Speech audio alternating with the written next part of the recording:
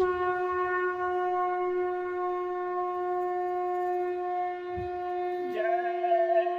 गुरुदेव। जय गुरुदेव।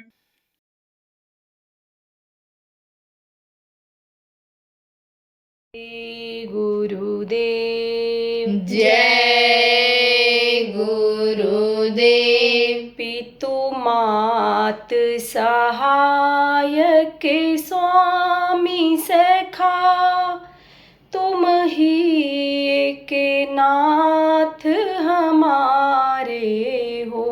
पितु मात सहायक स्वामी सखा, तुम ही एक नाथ हमारे हो।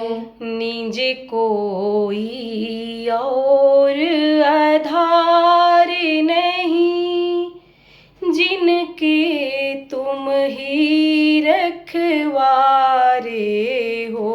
निज कोई और आधार नहीं, जिनके तुम ही रखवारे हो। जग जीव पतंगों के जीवन हो। जग जीव पतंगों के जीवन हो। तुम दीपक हो उजियारे हो। तुम दीपक हो उजियारे हो। तुमको तजी और कहाँ जाऊं, हमरे तुम एक सहारे हो। तुमको तजी और कहाँ जाऊं, हमरे तुम एक सहारे हो। इस काम के जाल में आन फंसे, इस काम के जाल में आन फंसे। तुम एक बचावन हारे हो। तुम एक बचावन हारे हो। हे प्रेम निधे अरु शांति निधे, निज भक्तों के अति प्यारे हो। हे प्रेम निधे अरु शांति निधे, निज भक्तों के अति प्यारे हो। तुम ज्योति स्वरूप के साधन को, तुम ज्योति स्वरूप के साधन को, मिलते नित अंतर द्वारे हो। मिलते नित अंतर द्वारे हो। रवि है उदयांचल मंडल के, जोगी जम वो आधारे हो। रवि है उद्यांचल मंडल के, जोगी जम वो आधारे हो। हंसों के मान सरोवर में, हंसों के मान सरोवर में, नित नूतन खेल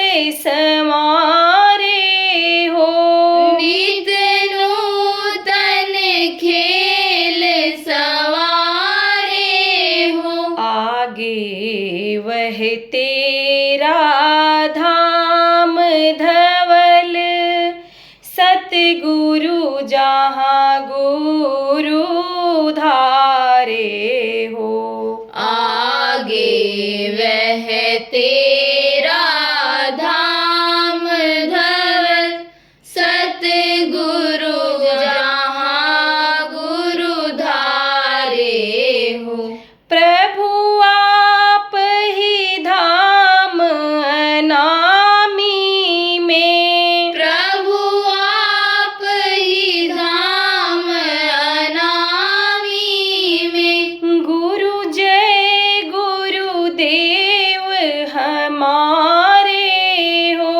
गुरु जय गुरुदेव हमारे हो। ऐसे प्रभु तू नर रूप धरी, जग में जग से तुम न्यारे हो। ऐसे प्रभु तू नर रूप धरी, जग में जग से तुम न्यारे हो।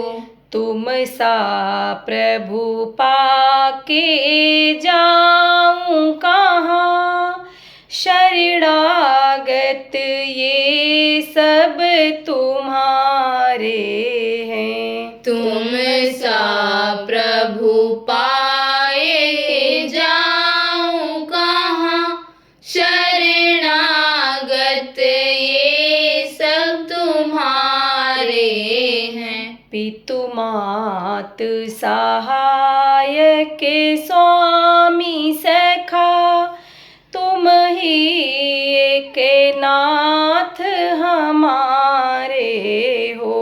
पितु मात सहायक स्वामी सखा, तुम ही एक नाथ हमारे हो। जय गुरुदेव। जय गुरुदेव।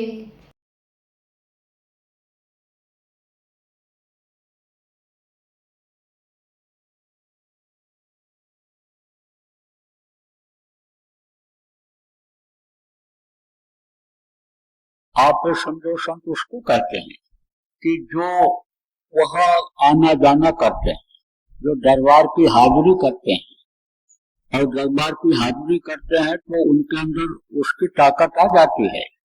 जिसको जिससे काम लेना होता है उसको वो आदेश करता है और फिर उसकी मदद भी करता है। जैसे छोटा बच्चा है, अब उससे कोई चीज आपको एक जगह से दूसरी जगह रखवाना है तो उससे कहोगे कि बेटा ये ले जा, जग पानी का रख दे, वहां रखिया है। अब पानी भरा हुआ है, अब उसने उठाया और अगर नहीं उठा पा रहा है तो मदद करोगे उठाने, लेकर के जब चलेगा और गिरने लगेगा तो संभालोगे कि नहीं संभालोगे। तो आदेश जो देता है वो संभाल भी करता है। तो वहां तक की जिनकी पहुंच हो जाती है उनको कहते हैं संत। जिनको आदि और अंत दोनों की जानकारी रहती है वो होते हैं संत।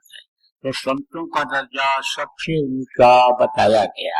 इसीलिए देखो कहा सत्य पुरुष की आरसी संतन की ही दे, लखना चाहे अलख को तो इन्हीं में लख ले। जिसको लोगों ने अलख कहा उसको अगर देखना चाहते हो तो संतों में देखो। तो संतों के पास आता जाता रहता था। और संत क्या करते हैं, आदेश का पालन करते हैं। दो तरह के संत होते हैं, एक गुप्त संत होते हैं, एक प्रकट संत होते हैं। प्रकट संत यानी वो होते हैं जो घूम घूम करके लोगों को समझाते और बताते हैं। उस समय पर वो अपना काम शुरू करते हैं। जब धर्म का ह्रास होने लग जाता है, लोगों के कर्म खराब हो जाते हैं, जब समय पर जाड़ा गर्मी बरसात नहीं होता है, जब बीमारियां तकलीफें बढ़ती हैं, जब लोग प्रभु को भूलने लगते हैं, ऐसे समय पर वो घूम घूम करके लोगों को समझाते बताते हैं। जब अत्याचार दुराचार कम रहता है, नहीं रहता है, तो एक जगह पर बैठ करके अपना भजन भाव भक्ति करते रहते हैं, शब्द में लीन रहते हैं, तो उनको लोग पहचान जाते हैं और जो उनके नजदीक चले जाते हैं। जैसे आपके करीब जाओ गर्मी का पता चल जाए, बर्फ के ऊपर हाथ रखो ठंडी का पता चल जाए, तो उनके पास जो पहुंच जाते हैं वो पहचान जाते हैं। जाता कौन है ज्यादातर? दुखिया लोग ज्यादा जाते हैं, आप समझो परेशान लोग ज्यादा जाते हैं। तो इनका भी नौकर को परेशानी रहती थी, राजा के नौकर। किसी ने बता दिया वो महात्मा जी रहते हैं वहां कुटिया बना करके, उनके पास तुम चलो तुम्हारी तकलीफ दूर हो जाएगी। अब गया तो तकलीफें धीरे धीरे धीरे धीरे दूर होने लगी। देखो प्रेमियों, बहुत इलाज लोग कराते हैं लेकिन ठीक नहीं होते। तो समझ लो कि कर्म खराब हो गए, चाहे जान में इस मनुष्य शरीर से कर्म बन गया, चाहे अनजान में कर्म बन गया, तो उसकी सजा उसको मिल रही है। लेकिन जब आना जाना सत्संगों में हो जाता है, संतों के पास आना जाना हो जाता है, तो यह कर्म धीरे धीरे धीरे धीरे करते जाते हैं, एकदम से नहीं करते हैं। गुरु महाराज क्या करते थे कि बच्चों तुम खाली यहाँ से नहीं जाओगे, कुछ न कुछ तुमको फायदा होगा।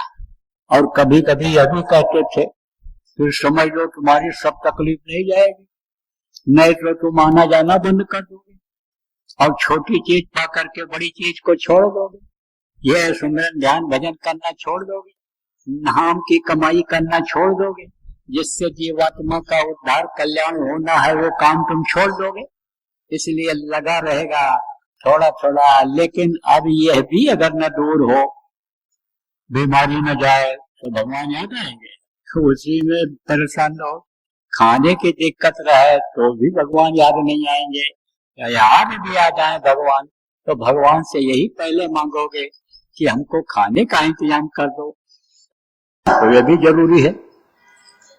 जाता था, तकलीफ दूर हुई, तकलीफ दूर हुई तो विश्वास हो गया, बराबर आता जाता था छुट्टी मांग करके। और फिर उसको भजन का रास्ता मिल गया। जब भजन का रास्ता मिल गया, नाम मिल गया, नाम की कमाई करने लगा, तब गुरु की पहचान अंतर में हो गई। हड्डी और मांस के शरीर में गुरु की पहचान नहीं होती है। अरे जो कोई कहा संत हम की ना, स्वामी हाथ कान धर ली ना, गोस्वामी जी महाराज ने कहा कि जो ये कहा बाहर से हड्डी मांस के शरीर से हमने संत को पहचान लिया, तो हम उसको सुनना नहीं चाहे, कान में हाथ रख दिया, ऐसे उंगली लगा दिए कि ये देखो कैसी बचपने की बात कर रहा है। तो संत एक पावर होता है, संत एक शक्ति होती है। जैसे मैंने बताया, सोई जाने ते देव जनाई जाने तुम्हें तुम्हें हो जाई। जब ये जीवात्मा उस प्रभु के पास तक पहुंच जाती है तो उनकी शक्ति उसमें आ जाती है। परमात्मा के पास जाता था और नाम लिया, उसने कमाई किया, अंतर में गुरु के रूप का जब देखा तो वो पहचान गया। रानी इंदुमती जैसे पहचानी थी किसको? कबीर साहब को। सचखंड में बैठे हुए देखा उसने, अरे आप ही सब कुछ कर रहे हो, अरे आप ही का ये जलवा है, सारा जहूर आप ही का है, ये ऊपर से लेकर के और नीचे धरती तक कहीं नहीं, पाताल लोक तक आपका है। लेकिन आपने हमको मृत्यु लोक में नहीं बताया कि मैं ही सब कुछ हूँ। आप अगर मृत्यु लोक में बता दिए होते तो हमको इस शरीर से साधना क्यों करनी पड़ती, इतनी मेहनत क्यों करनी पड़ती? तब उन्होंने कहा तुझको विश्वास न होता तो कहती मनुष्य शरीर में यह शक्ति कहाँ से आ सकती है, क्योंकि तू धरती का अन्न खाती थी, काल के देश में रहती थी, काल का असर था, पल पल पर तेरा तेरे ऊपर असर पड़ रहा था, तो तुझको विश्वास न होता। लेकिन मैं काल के देश से निकाल करके जब तुझको दयाल देश में लाया, तब तेरी बुद्धि सही हुई, मन चित्त तुम्हारा सही हुआ, और अब यह जलवा जब तूने देखा तब तू कह रही है ऐसा। तुझको रास्ता बताया, कबीर साहब ने कहा तुझको रास्ता बताया, रास्ते पर चलाया और ला करके फिर ये जलवा दिखाया, तेरी मदद किया, बोल किया कि नहीं किया? तब चरणों पर गिर पड़ी, बोली कदम कदम पर आपने मदद किया, लेकिन आपकी एक बात को मैंने पकड़ लिया कि गुरु माथे पर राखी, चलिए आगे नहीं। कह कबीर तादास का तीन लोक बने, तीन लोक में उसके लिए भय नहीं होता है कि जो गुरु को मस्तक पर सवार रख करके चलता है तो मैं तो बराबर आपको याद करती रही, बोली ही नहीं। दुनिया को मैं भूल गई, मैं मान प्रतिष्ठा इज्जत पर मैंने धूल फेंक दिया, लेकिन आपको नहीं भूली। तो यही एक बात मैंने आपकी पकड़ लिया। तो अंदर में जब राजा के नौकर के गुरु का जलवा दिखाई पड़ा, गुरु का रूप दिखाई पड़ा, तब उसको विश्वास हो गया।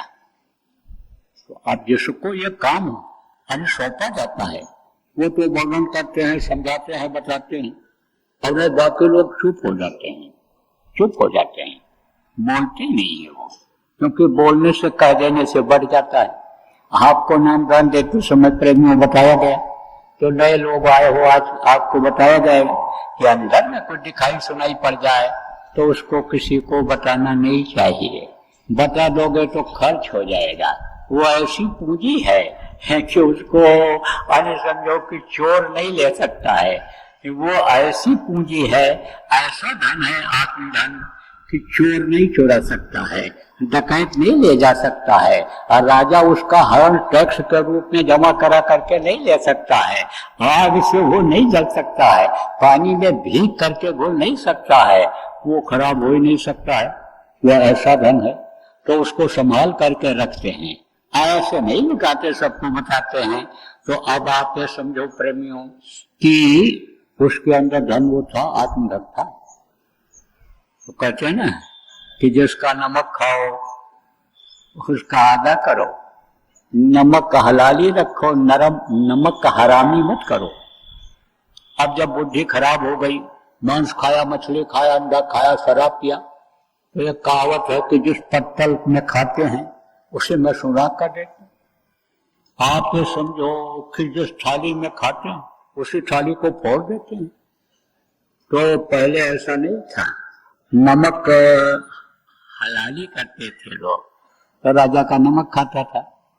राजा को जब दुखी देखा तब नौकर ने कहा राजन सरकार, मैं देख रहा हूं आपको अंदर से दुख है, कोई तकलीफ है सरकार, हम पूछना चाहते हैं आपसे, बताइए आप। तो कहा भाई ऐसी ऐसी बात है कि हमारा बंधन कैसे छूटेगा, ये जीवात्मा को छुटकारा कैसे मिलेगा। किताबों में लिखा है, पुराणों में लिखा है, महात्माओं ने बताया है कि बंधन से मुक्त जब ये जीवात्मा होगी, जब अपने घर अपने मालिक के पास पहुंचेगी, प्रभु के पास पहुंचेगी, तब छुटकारा मिलेगा जन्म मरण से, दुखों तकलीफ से, मृत्युलोक से, तब छुटकारा मिलेगा। तो इससे हम छुट्टी कैसे पाएंगे। तब उसने कहा सरकार सवाल तो है ही आपका, बहुत अच्छा है, भाव आपके बहुत अच्छे हैं, लेकिन इसका उत्तर तो हमारे गुरु जी दे सकते हैं। तो बोले कि गुरु जी कहाँ रहते हैं तेरे, बताया। कहा हाँ, तू वहीं जाता है छुट्टी मांग करके, 15 दिन में एक बार, कभी महीने में एक बार वहीं जाता है। बोले हाँ सरकार वहीं जाते हैं। तो कहा तो जा बोला के लिया। बोले ऐसे नहीं आएंगे सरकार, गुरु जी हमारे राज द्वारे साधजन, 3 बात हो जाए, क्या माया, क्या मीठा, क्या मान। राजाओं के यहाँ, बड़े आदमियों के यहाँ लोग जाते थे तो क्या होता था, सम्मान देते थे। अब तो अपमान सम्मान सब खत्म होता जा रहा है। पहले दरवाजे पर कोई पहुंच जाता रात को, खुश हो जाते थे लोग, कहते थे भगवान आ गए, मेहमान नहीं भगवान आ गए, बगैर बुलाए आ गए, इनको बढ़िया से बढ़िया बना के खिलाओ, इनको अच्छे बिस्तर पर सुलाओ, देखो ये मेहमान आ गए।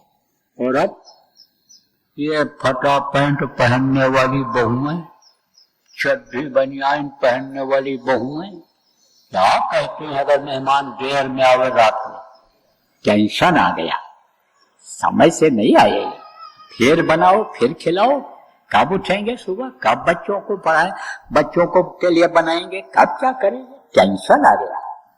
लेकिन पहले मेहमान का सम्मान होता था। तो राजा के यहाँ लोग जाते थे तो क्या मिलता था, बढ़िया खाने को मिलता था, और ऊंची जगह मिलती थी रहने के लिए, महात्माओं के लिए स्थान बैठने के लिए मिलता था, और चलने लगते थे तब दक्षिणा मिलती थी।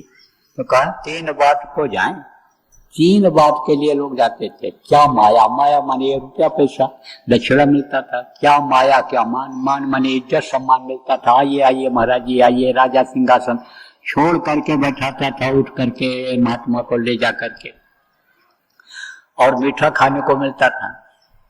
तो कहा नौकर ने कि महाराज हमारे गुरु जी तो ऐसे हैं, वो तो गुरु जी तो जब आवे संतोष धन, सब धन डोल समान, ऐसे हैं कि वो उनको सब हर चीज से संतोष हो गया है।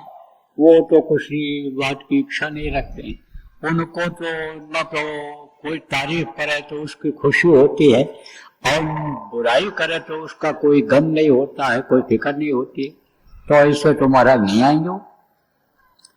तो राजा ने सोचा, कहा भाई मेरा जाना तो उचित रहेगा नहीं, क्योंकि वो तो नदी के किनारे रहते थे कुटिया में। तो मान सम्मान के हिसाब से अन्य लोग समझो कि जाना पसंद करते हैं। फक्कड़ों के पास कोई जाना पसंद करता है, फक्कड़ों के पास नहीं जाना पसंद। हमारे गुरु महाराज थे, 40 साल गुरु महाराज ने रहने का मौका दिया अपने पास। तो खाली बैठते थे तो बहुत सारी बातें बताते थे। तो एक बार बताए कि एक अच्छा कपड़ा पहने हुए हट्टा कट्टा मोटा सेठ जैसा आदमी आया किसके पास, गुरु महाराज के पास, जिनको हम लोग दादा गुरु कहते। तो दूर से जब आता हुआ देखा दादा गुरु ने, तो कोठरी में चले गए, और एक बहुत फटी पुरानी कोट थी। पहले कपड़े तो ज्यादा होते नहीं थे, तो लोग क्या करते थे, कपड़ा फट जाता था तो पैंच लगाते थे, जिसको चकट्टी कहते हैं, ऐसे सिलाई करते थे। तो 10, 12, 15 पैंच उसमें लगी थी कोट में। तो आए कमरे में और उसको पहन करके गए, और फिर देना सही से बैठ गए। मालूम पड़ता कुछ जानते नहीं, बिल्कुल मुंह रखा है, ऐसे बैठे रहे। अब वो आया तो किसी से पूछा था, भाई वो पंडित जी का घर कहाँ है, महात्मा जो रहते हैं यहाँ गाँव, बता दिया था लोगों ने, वो उधर चले जाओ रहते। तो देखा, नीचे से ऊपर देखा, लोगों ने कहा बैठो। मैं ऐसे आगे पीछे से मुंह करके नीचे ऊपर मुंह सिकोड़ के और भाई चला गया। गांव के आदमी ने पूछा, भाई क्यों लौट पड़े, कहाँ से आए थे? कहाँ आए तो थे गुरु बनाने, लेकिन ये हमको जचे नहीं, ये हमको अच्छे नहीं लगे। जब चला गया तो लोगों ने पूछा किससे, दादा गुरु से, कि आप कोट को पहन करके आ गए ऐसे बुद्ध जैसे बैठे। बोले बड़ा कर्मी था, कर्म उसके बड़े खराब थे, तो उसको धोना पड़ता। गुरु बिन मैले मन कोड हुई, ये जो गंदगी अंदर में जमा हो गई धुलेगी कैसे, तो किसको धोना पड़ता है या तो खुद धोवे जो गंदगी इकट्ठा करे, और या तो मदद ले किसी की। तो जब ज्यादा गंदा कपड़ा हो जाता है या ज्यादा गंदगी लगा के लड़का आता है तो खुद तो साफ नहीं कर पाता, मां डरती है, ये लाया इतना गंदा करके, ये देखो इतना गंदा तेरा शरीर हो गया है, तब वो डांटती है, फटकारती है, साफ करती है। ऐसे ही अंतरात्मा की जो मैल है, सफाई है, उसको कौन साफ करता है? वो जिनको गुरु बनाने के लिए वो आया था उनको साफ करना पड़ता, दादा गुरु को साफ करना पड़ता।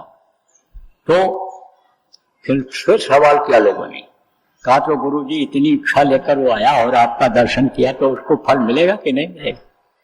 बोला कि फल तो मिलेगा, आएगा, फिर वो संस्कार तो पड़ गए उसके ऊपर, लेकिन ये कई बार में नहीं। अरे समझो कि उसके कर्म खुद कटेंगे। कैसे कर्म करते हैं? हाथ से, पैर से, आंख से, कान से पूरे कर्म बच जाते हैं और इसी से कटते हैं। अब आप लोग जो सत्संग में आए हो, सत्संग जल जब कोई पावे कहा गया, महिलाएं सब कट जाओ, मैल कटी है, कौन सी गंदगी कटी? हाथ पैर से, आंख कान से कर्म बन ही जाते हैं जाने अनजाने। तो जब वहां से अपने अपने घर से आए, चले तो हाथ पैर आंख कान काम में आया कि नहीं आया? अब भाड़ा किराया तेल का खर्चा हुआ कि नहीं हुआ? तो जो धन का समझो यानी कहीं से इधर उधर से आ गया था, धन से पाप बन गया था, धन खर्च करके उसमें से अन्य कर्म कटवा देते हैं, कट गया कर। आप ये समझो मन से जो आप सोचते रहे, मन से पाप जो लग गया, जब मन इधर लगा सत्संग में आने का, तो ऐसे ही करता है। तो जब 2-4 बार 6 बार आया होगा, बात है कि बात तो गुरु महाराज ने बताया नहीं और ना हमने पूछा।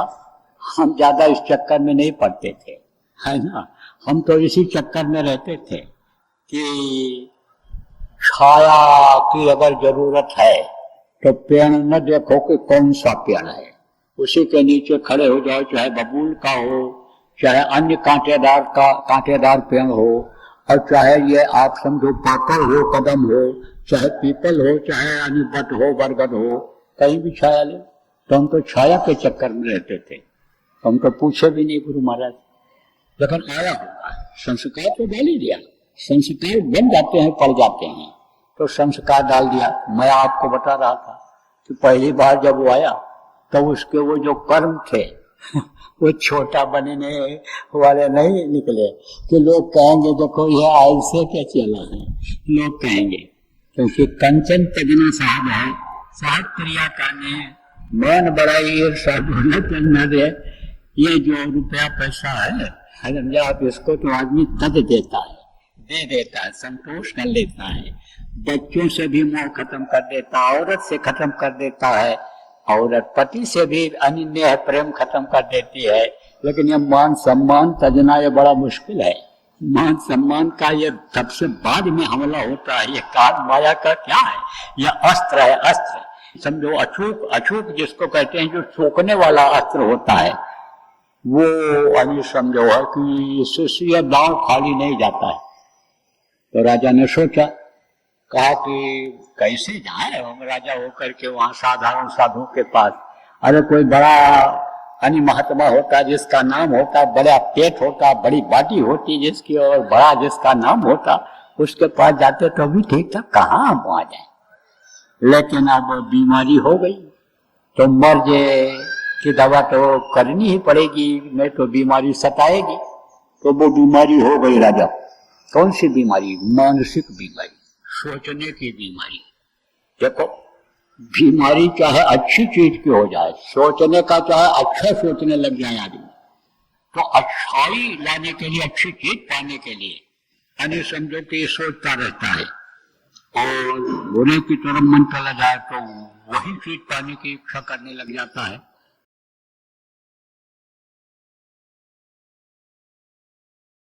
कार्यकर्ताओं और जिम्मेदारों से मैं कहना चाहता हूं कि आप एक अभियान चला दो यहाँ से जाने के बाद, और जगह जगह पर पूजन का कार्यक्रम आयोजित करो। आप गुरु पूजन का कार्यक्रम आयोजित करो, और आप यहाँ से जो प्रसाद ले जाओ, वहाँ कोई भी आप चीज़ खरीद लो, जिसके यहाँ जो भी चीज़ मिलता हो, मीठी चीज़, उसी में मिला लो।